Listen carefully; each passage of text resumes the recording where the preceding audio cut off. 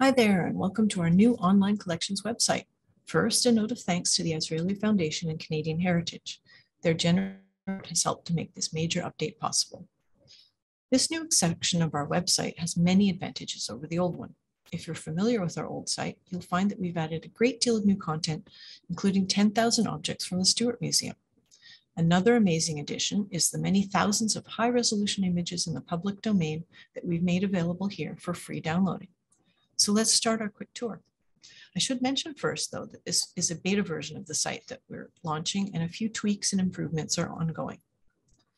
Now, to find it, you're going to go from the main page under Collections and Research to Online Collections. And then you can start browsing. We'll start maybe with Indigenous Cultures Collection. You can see here an image if the object's been digitized, along with a basic description.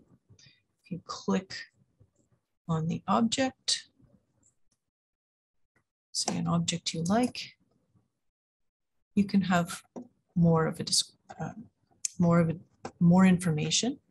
Plus, if you want to click even again, you can get right close up into the very details of the image. It's wonderful, a wonderful option. So we'll close it and go back. Keep scrolling. If the ones with the images are not what you want, without images are not what you want, you can always click on image available, and it's going to filter out ones without images. So all we'll see are ones with images. So you can see we have 151 pages. So that's a lot of objects we can look through. We can just scroll if we want, or another way in is to click on an object, like a seal. Below it are those different views if we're interested, but even lower down under Discover More are other similar objects chosen for you. In this case, animal carving. The program is selecting things based on the characteristics of that one that you chose. So that's kind of a fun way into exploring the collection also. Now, if you already know what you want to search, you can try that. Here, say Winter Carnival, and you'll find pops up all sorts of different objects from all different collections. If we keep going, lots of Winter Carnival material. We get a little further down, we're going to find out that it's just Carnival, just winter, because the program will give you the results of at first of the two words together, and then later on it'll have one word. So if we want to avoid that, we can put quotes around Winter Carnival and just get that phrase, Winter Carnival. So we've limited it down to 17 objects. We want to do that. Another set of useful tools for searching, of course, is the advanced search, which gives us the option to choose a subject, a title, an artist, a place of origin, a date all at once, or several combinations of these. So there's a lot of flexibility in the searching here. We've already tried searching with the image, but another thing is on view, which is quite fun. Exposé, and it's going to show us when I press search. It's going to show us what's already what's on exhibition here in our Indigenous Voices of Today exhibition. So that's kind of fun to see. So we'll go for some other of our useful features. There's a lot of them to go through. Documentary art, just to give you a different collection to look at for a change. So we look at documentary art, and just to show you some of these wonderful images that we have. Take a little moment to zoom in on this view of Montreal from the mountain. It's just quite amazing. Now, if you find this image wonderful and you want to share it, there's a very easy option to share here. You can just click on it and share. Another thing I wanted to show you as well is if you see below the image, I'd mentioned it earlier, but it's important to note that the very special feature of our new collections website is the availability of free downloadable high resolution images. Anything in the public domain, and you can see it here just at the left below the image. If it's in the public domain, you can just easily download the high resolution image and they're available right away, which is amazing. If the image is restricted by copyright still, you'll also see that here, just on the left at the bottom of the image, and the high resolution won't be downloadable. So there's another feature that I don't want to forget to mention. Up here, if you're not sure how to spell something, there's going to give you suggestions. I was wondering if it's Berlin or Berliner, but it's Berliner. And it's going to give you suggestions. I can just click on it, and there we go, the Berliner Gramophone Company. And one of the really amazing features about our new searchable website is how you can tailor your search so easily. So if we did Expo 67 as our initial search, for example, we get all sorts of objects from many different collections. Let's say we were just interested in one type of object. Well, we can just whittle it down by choosing, let's choose the cartoons, and we'll choose, in this case, the artists like Peter Cook, maybe, or maybe we want to filter by Aislinn, Aislinn's pictures. So we can close, do various do dates. We can just do various things, or we can clear all the filters and we can start again. So that's a lot of fun. Also, another option here is people. So any artists, manufacturers, publishers, if you want to search by name and by date or type, that would be individual or institution. Nationality, you can search artist by artist. That's also a really useful tool. Now, another big improvement for sure on this new site is the archives. The fact that our collections online portion of the website now, the archival files and collections are accessible just like the other collections. They can be searched by title and subject right from the main page, and they never were before. They were kind of a little bit more buried. So this is a wonderful thing to have that available. While I'm thinking of it, I'm just going to show you how to find the Stewart collections.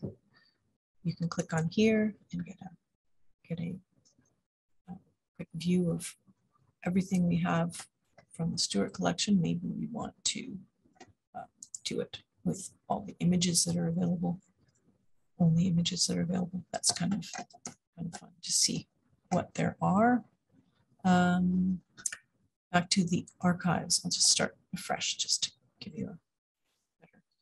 So if you want to find just different parts of the archives, textual archives, maps and plans, rare books, you can filter it that way. Or you can filter it by object. In this case, I want to show you the files, to obtain a list of the files that we have available online. There's also a list available from our main page, but right now I just want to show you some of the features we have here. So using the McCord family as an example, biographical information, scope and content, and the classification plan, which shows you what's in there. And another way of seeing, now what's in there isn't necessarily what has been digitized. So to find out what we have online related to a particular collection, down here under the Discover More, We have also the option of related objects and view all. So everything relating to the McCord family phone, the one we selected, is available. We can also sort. The sort thing is very useful. So we're going to sort it by accession number, say, and that's our collection. So we also, if we're going to go start back again, just to show you another object that we'll search by. We'll search by collection. Right now, collection and phones are searchable separately. So collections are like a thematic collection of different objects versus a phone, which is an individual or an institution or a family by itself. So if we want to search, I should go for something nice and colorful. How about recipes? This is a quite popular these days. We do our recipes and food collection, same idea. We can go related, view all, and we'll get to see everything that's already digitized from this collection. Anytime you see the PDF symbol, it means we've digitized it, and click on it, and you can see it as if you're here in the Archives and Documentation Center. Search from your home, which I really find is so wonderful.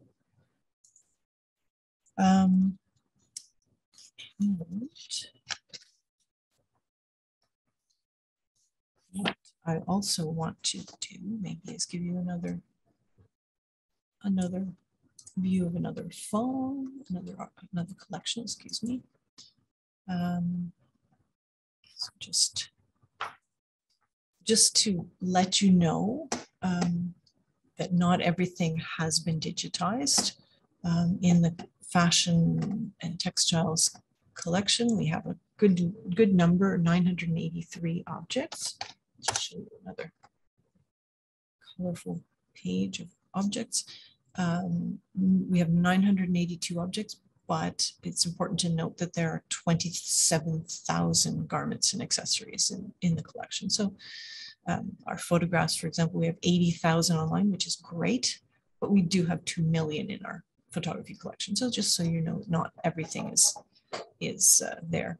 While I'm thinking of the fashion industry here, I should mention that if you're interested in the fashion industry in Quebec, you will not want to miss our Encyclo-Fashion Quebec resource, available again from this collections and research page.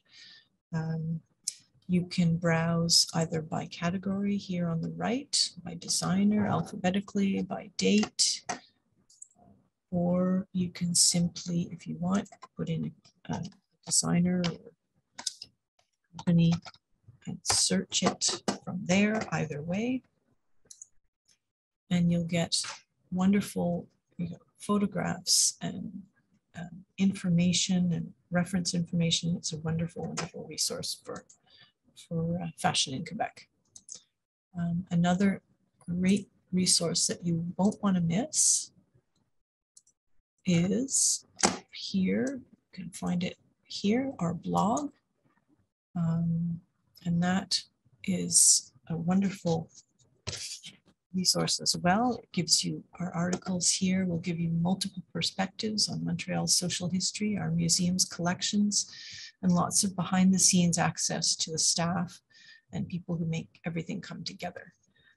You can search it by theme, or you can do a search by keyword, and you'll be quite amazed by all the interesting articles that you'll find.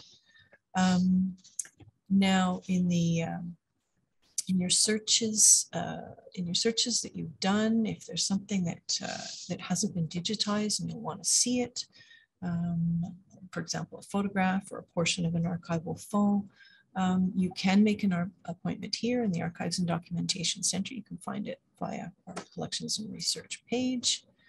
You can fill out a research request form. You can also ask us if there's any further questions you have, you can connect here via email. And so that concludes a quick tour of our collections online website. I hope you enjoy exploring our collections. And don't forget to please come back and visit often, since we'll be regularly updating our collections online site with new records and images. Thank you.